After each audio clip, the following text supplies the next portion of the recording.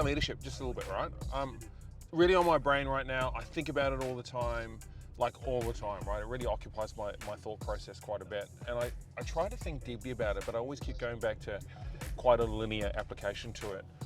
Because there's so many nuances in leadership and managing managers and leaders, right, to ensuring that they're doing the right thing and they know what the direction of the company is, what the message is, the ethos, the MTP, and all that sort of stuff, right? And what I find is that I always go back to one thing: execution. Execution, execution, fucking execution. I always focus on that because I still think it's the most important thing, because anyone can say anything they want and bullshit and lie as much as they want.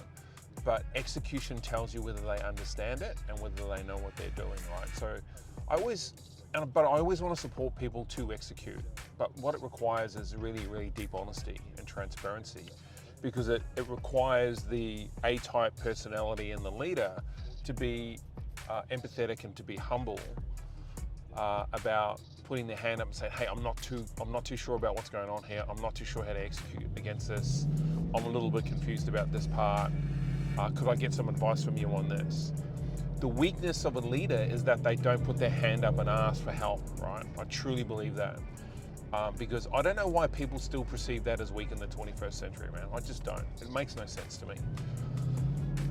Because strategy requires execution, and I don't think there's anyone out there who knows how to execute 100% all the time on every single piece of information or action that needs to occur to finish a project, right? So you sort of have to ask for help, right? That's the point. But yet people still don't do it. So my strategy is what I normally do, and when I talk about being on a linear platform, is that sometimes what I do is I'm not advising you do this, by the way. I think it's a failure in my leadership qualities and skills, is that I do three things. What I do is I explain the strategy, I explain how they should execute it, or my lens on what that looks like, get them to write it down, and then get them to just absorb it and move forward with it, right? And then I just observe, I just watch. Like, what are they doing? When are they doing it? Are they doing it? Are they not doing it? And then I communicate through that process. Hey, how's that going? A couple of days later, haven't started it yet. Okay, no harm, no foul. Leave them a couple more days. Hey mate, how's that thing going? Have we managed to launch that yet? He goes, yeah, I'm doing this. And then I start correcting. I says, well, when we spoke about it, we were going to do this first. Why are we doing that? And as soon as you start that communication track, people start to shake a little bit, right? Because they're doing it just because they thought it was right, which sometimes it might be. But in most cases it's not, because when I talk about strategy and execution, it's got to be done sequentially, right? It's got to be done in order. Like, you have to complete one to get to two. Two is the byproduct of three. Three is the byproduct of four. You can't do four and skip two and three, because you can't do four without the collateral and the IP from two and three, right? I hope that makes sense. It's so important to understand. So they run off through the forest on their golden unicorn, and then I just try and give them advice and let them get it right. Now, here's the thing: if they don't get it right, what I do is I start to apply pressure, right? I want to see how they operate to pressure, whether they can take it, whether they can handle it, whether that pressure forces them to change, forces them to do better, to execute better, all that sort of stuff. I do that normally for about 2 to 3 weeks, and I'm in a lot of pressure.